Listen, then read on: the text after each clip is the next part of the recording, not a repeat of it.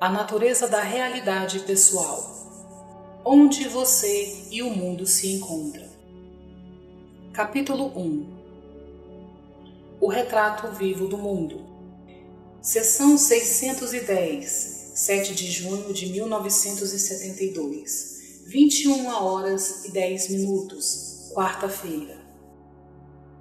O número de eventos, especialmente a morte da mãe de Jane depois de uma doença de muitos anos, fez-nos deixar de lado as sessões depois que Seth terminou seu prefácio em 10 de abril. Jane conseguiu manter suas aulas de ESP, ou seja, percepção extrasensorial, e composição literária, parte do tempo. Ela também trabalhou em seu livro The Education of Oversoul 7, mencionado na introdução. Durante todo esse tempo, entretanto, aguardamos com interesse nossa participação diária no novo livro de Seth. Jane deixara de lado Seth Speaks por longos períodos durante sua produção, a fim de evitar um envolvimento consciente com ele, mas disse recentemente, sorrindo, ela planeja ler e usar esta obra em todas as sessões ao transmiti-las. Qualquer nervosismo que tenha sentido a respeito de sua produção diminuíra muito.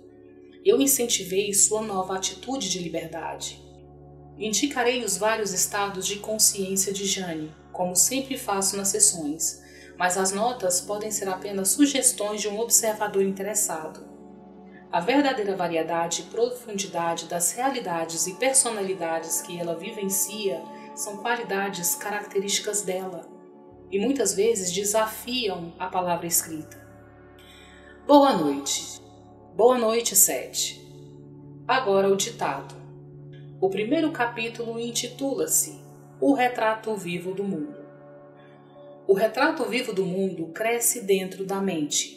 O mundo, como lhe parece, é semelhante a uma pintura tridimensional a qual cada indivíduo dá sua contribuição. Cada cor, cada traço que aparece nela foi primeiro pintado dentro de uma mente e só depois se materializou externamente. Neste caso, contudo, os próprios artistas são uma porção do quadro e aparecem dentro dele. Não há efeito no mundo exterior que não brote de uma fonte interior. Todo movimento foi inicialmente produzido dentro da mente. A grande criatividade da consciência é a herança do ser humano. Ela não pertence somente à humanidade, entretanto. Cada ser vivo a possui, e o mundo vivo consiste em uma cooperação espontânea que existe entre o menor e o maior, o mais alto e o mais baixo, entre átomos e as moléculas, e a mente consciente acional. Todos os tipos de inseto, pássaro e animal cooperam nessa aventura, produzindo um ambiente natural. Isso é tão normal e inevitável como o fato de sua respiração formar uma névoa no vidro quando você respira sobre ele.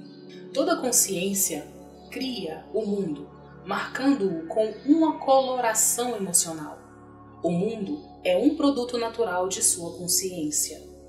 Sentimentos e emoções emergem nesta realidade de uma maneira precisa. Os pensamentos aparecem crescendo no canteiro já plantado. As estações surgem, formadas por antigas modulações de sentimentos, sendo sustentados por ritmos profundos e duradouros.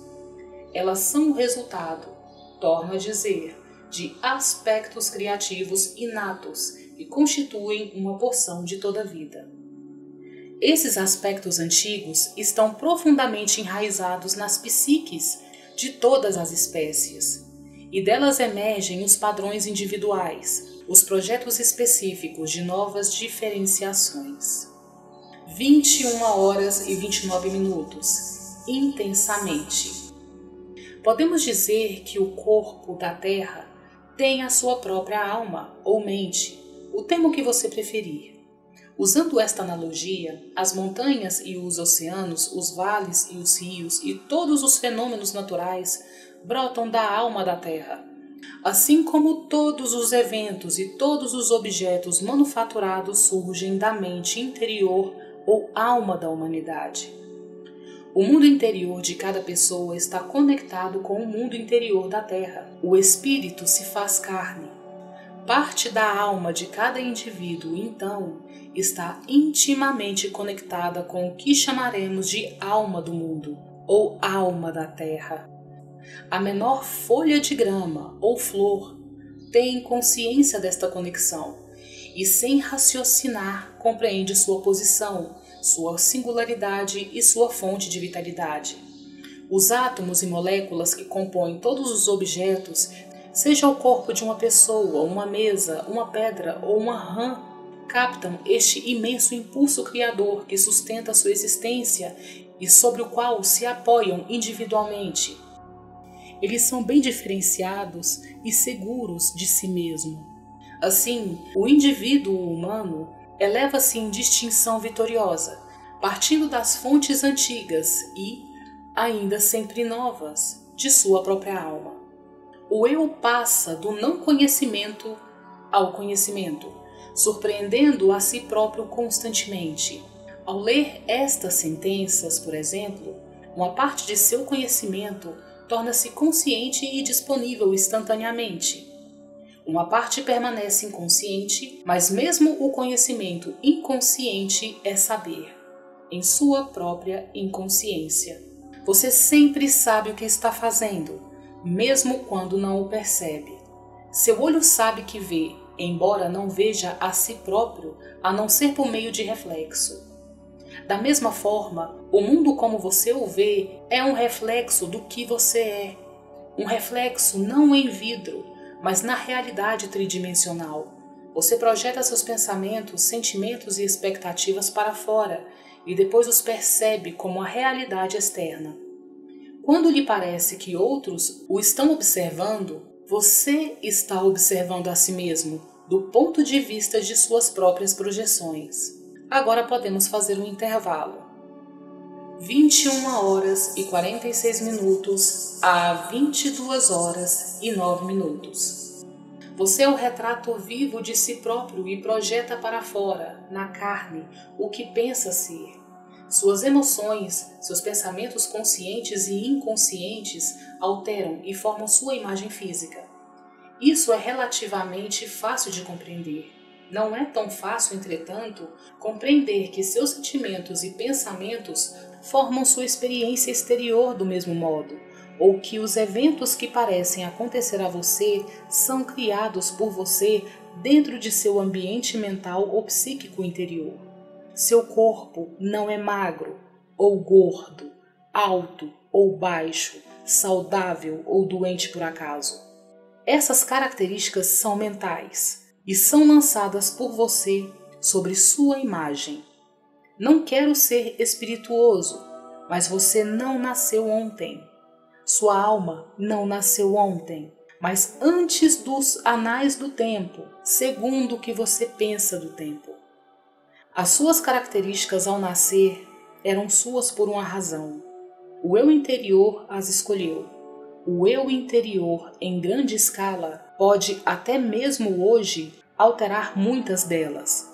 Você não chegou ao nascimento sem uma história. Sua individualidade sempre foi latente dentro de sua alma, e a história que faz parte de você está escrita dentro da memória inconsciente que não apenas reside em sua psique, mas que está fielmente decodificada em seus genes e cromossomos e ativada no sangue que corre em suas veias.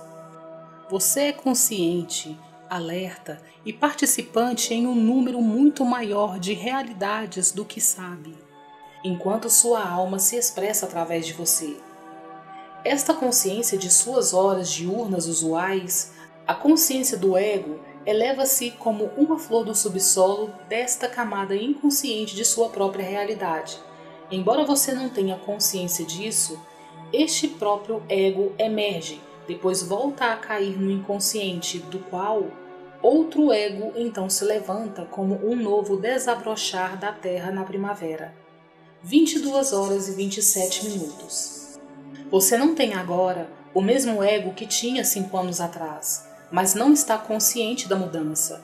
Em outras palavras, o ego sai daquilo que você é uma parte da ação de seu ser e de sua consciência, Mas assim como o olho não pode ver a mudança de suas próprias cores e expressões, não está consciente do fato de que vive e morre constantemente a mudança de sua estrutura anatômica, também você não tem consciência que o ego muda, morre e renasce continuamente.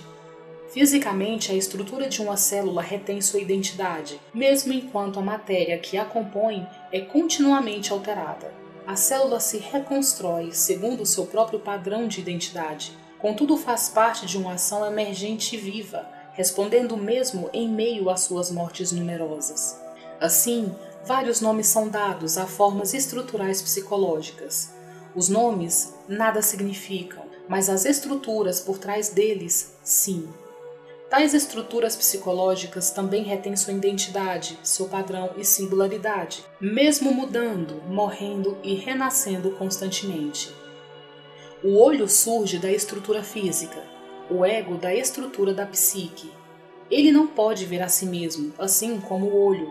Ambos se dirigem para fora, um caso a partir do corpo físico e outro a partir da psique interna em direção ao ambiente. A consciência criativa corporal cria o olho. A psique criativa interior cria o ego. O corpo forma o olho na esplêndida sabedoria de seu grande conhecimento inconsciente. A psique produz o ego que percebe psicologicamente, da mesma forma que o olho percebe fisicamente. Tanto o olho como o ego são criações orientadas para a realidade exterior. Pode fazer uma pausa.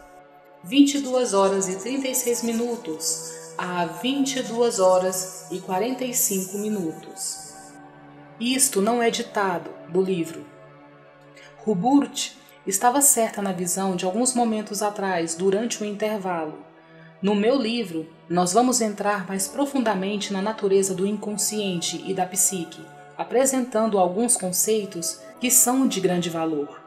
O próprio Hubert, inconscientemente, mas até certo ponto conscientemente, ficou mais curioso com questões concernentes à consciência e à personalidade. O papel da consciência do ego, por exemplo, desde que iniciou seu livro Oversoul 7, no final de março de 1972. Muito ainda não é conhecido. Seus psicólogos não são capazes de pensar em termos de uma alma, e seus líderes religiosos não conseguem ou recusam-se a compreendê-la psicologicamente, até mesmo no nível mais simples. Em outras palavras, a metafísica e a psicologia não se encontraram. Eu sou, como muitas vezes já afirmei, independente de Hubert. Não há ligações entre nós. Ele ainda não compreende a verdadeira natureza de sua própria criatividade. Poucas pessoas o fazem. Há sempre razões psicológicas para todos esses fenômenos, para absolutamente qualquer fenômeno. Em alguns aspectos, naturalmente, os filhos de Hubert são os seus livros. Sua psique é enormemente criativa. Parte do que eu pareço ser ao falar através dele é um fenômeno tão profundo e inconsciente como é o nascimento de uma criança. De um modo diferente, também é o Oversoul 7, da forma que ele pensa sobre o livro. Esses não são filhos físicos à mercê do tempo e dos elementos, mas filhos eternos, mais inteligentes que o Pai. Deuses brotando da psique humana, meio humanos, meio divinos. E neste nível, os pais ficam admirados, encantados diante das realizações superiores de seus filhos, da superioridade da prole e, contudo, de certa forma, ciumentos. Se os livros são filhos simbólicos, então nesses termos, isto que eu represento para Hubert assume um aspecto muito mais vivo em sua realidade tridimensional. Em várias ocasiões, ele ficou pensando sobre a esquizofrenia, por exemplo. Ele não compreende que neste nível, agora, e excluindo minha independência e outras questões envolvidas, ele cria personalidades livres de tempo, organiza-as sob a liderança da mente consciente e designa-lhes tarefas de grande validez e importância que depois são executadas. Isto é a criatividade de uma natureza muito especializada e permite-lhe investigar, caso deseje, a natureza da consciência, da psique e da criatividade de uma forma que poucos podem fazer. Ele próprio estabelece as condições que tornariam possíveis esses resultados.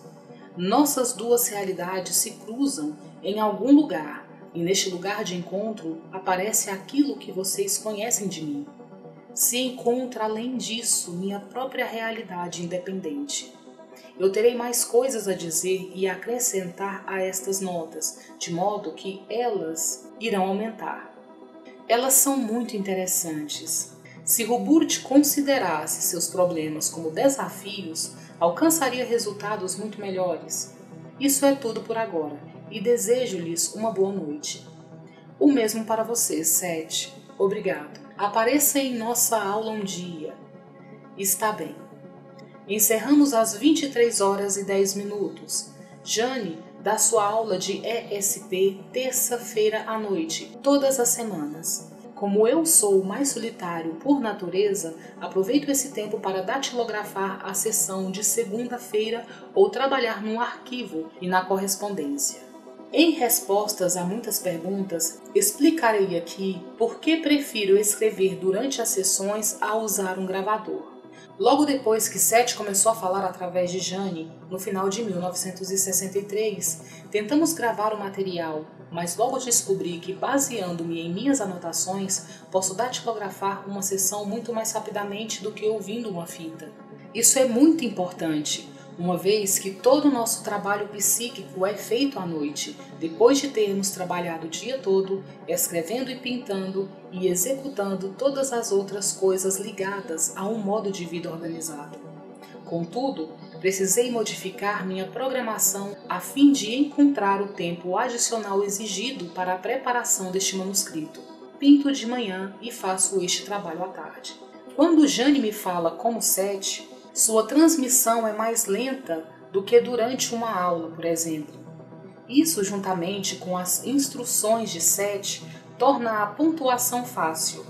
A transcrição fica concisa, depois de uma correção ocasional e está pronta para a publicação. Além disso, acho que de fato que um trabalho de tão boa qualidade é obtido dessa forma e indica muitas coisas importantes sobre estas sessões. Sessão 613, 11 de setembro de 1972, 21h10, segunda-feira. Depois da primeira sessão para a transmissão deste capítulo, Jane trabalhou intensamente em Oversoul 7 e trabalhou um pouco em um projeto de longo alcance que ela talvez vai chamar de Aspect Psychology. Depois, pouco antes de voltarmos ao livro de Seth, ocorreu a grande enchente de 23 de junho de 1972, sexta-feira. A enchente foi a pior registrada nesta parte do país. Começou com a tempestade tropical Agnes, que de certa forma irônica, perdera seu status de furacão quando iniciou um curso irregular pela costa leste, partindo da Flórida. Agnes foi precedida por dias de pesadas chuvas que se estenderam por uma ampla frente de centenas de milhas. A tempestade inesperadamente rumou para o interior, depois de adquirir nova força partindo dos cabos da Virgínia, e quando atingiu Nova York e Pensilvânia, a enchente tornou-se inevitável. Jane e eu decidimos permanecer na cidade, quando finalmente, pouco antes de amanhecer, pediram que evacuássemos a região de Omira. Nossa decisão, naturalmente, tinha significados simbólicos profundos para nós, que por enquanto entendemos apenas parcialmente. O rio Chemang, que atravessa a cidade, passa a menos de um quarteirão de nosso apartamento, mas como morávamos no segundo andar, pensamos que estaríamos seguros. Decidimos que o prédio era sólido. A vizinhança esvaziou-se, restando apenas nós dois, e ficou extremamente silenciosa. A água densa com lodo tinha um cheiro quase sufocante de efluentes de petróleo e chegou a 30 centímetros no quintal, depois a 90, depois a 1,50 m. Jane e eu nos encontramos experimentando um novo mundo drástico, E embora Seth ainda não tivesse dito, acredito que essa foi uma das razões de termos ficado para trás. Nós bebericávamos vinho e aplicávamos uma auto-hipnose leve para aliviarmos a tensão. Mas ao vermos a água subir pela parede da velha casa de tijolos vermelhos ao lado da nossa, na verdade a nova realidade ameaçou transformar-se em uma coisa aterradora. Havíamos tomado a decisão certa. A fuga naquele ponto tornara-se provavelmente impossível. Eu sugeri que Jane se sintonizasse psiquicamente para ver o que podíamos descobrir sobre essa situação. É difícil ficar calmo quando você já está com medo, disse ela, mas começou a equilibrar-se. Pouco a pouco, atingiu um profundo estado de relaxamento. Disse-me que a água alcançaria seu nível mais alto naquela tarde. Inacreditavelmente, chegaria a quase 3 metros de altura no quintal e chegaria à metade da parede que leva à janela do primeiro andar da casa ao lado da nossa. Estaríamos em segurança, desde que ficássemos onde estávamos.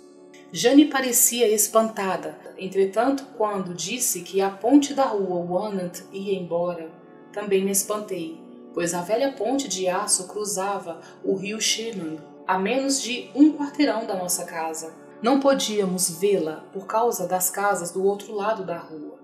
Logo que Jane recebeu esta informação, começamos a nos sentir melhor. Comemos, jogamos cartas e periodicamente verificávamos o nível da água. Passaram-se várias horas. A enchente atingiu seu ponto máximo dentro de 15 minutos da hora estabelecida por Jane e a 10 centímetros da marca anunciada por ela. Dormimos naquela noite sabendo que a água estava baixando rapidamente. Na manhã seguinte, caminhei até a ponte da rua Warner. Ela havia sido destruída. Várias de suas estruturas foram levadas pelas águas. Tivemos sorte em comparação com outras pessoas da cidade. Perdemos nosso carro, mas tínhamos um lugar para morar. E todos os nossos quadros, manuscritos e registros, incluindo os 53 volumes do material de Seth, estavam intactos. Como ocupamos 2 apartamentos para termos espaço suficiente para viver e trabalhar, tivemos condições de abrigar um casal que perdera tudo na enchente. Estava frio e chovia. Nossos dias transformaram-se em uma rotina de sobrevivência, embora Jane tivesse terminado Oversoul 7 em julho e reiniciado suas aulas. Este livro foi abandonado por um tempo. Em agosto, Jane realizou uma sessão que tratou da enchente, na qual Seth mal teve tempo de mencionar as razões que estavam por trás de nosso envolvimento pessoal na situação. E mais tarde, naquele mês, em setembro, tivemos vários convidados ligados ao trabalho psíquico. Um deles foi Richard Buck, autor do livro de grande sucesso, Fernão Capelo Gaivota. Quando sentimos que era hora de retomar o trabalho do livro de Seth, Jane descobriu, para sua surpresa, que estava um pouco nervosa a respeito dele. Contudo, falando por Seth, ela retomou os ditados tão suavemente que não parecia ter havido um intervalo de 3 meses.